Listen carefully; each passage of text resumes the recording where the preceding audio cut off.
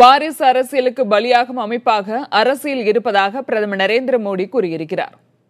Black ஒன்றில் பதிவிட்டுள்ள அவர் 2014ஆம் ஆண்டு தேர்தலில் வாரிசு அரசியலை புறம் தள்ளி நேர்மையை ஒருங்கிணைத்து மக்கள் தேர்வு செய்ததாக குறிப்பிட்டுள்ளார்.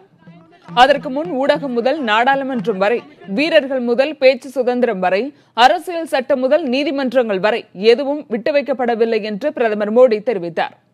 இதற்கு ட்விட்டரில் பதில் கொடுத்துள்ள பிரியங்கா காந்தி, கடந்த 5 ஆண்டுகளில் ஊடகங்கள் உள்பட எல்லா அமைப்பிலும் பாஜக அரசு தலையீடு இருப்பதாகவும் இதனை மக்கள் கவனித்துக் கொண்டிருக்கிறார்கள் என்பதை பிரதமர் மோடி உணர வேண்டும் என்றும் அவர் குறிப்பிட்டிருக்கிறார்.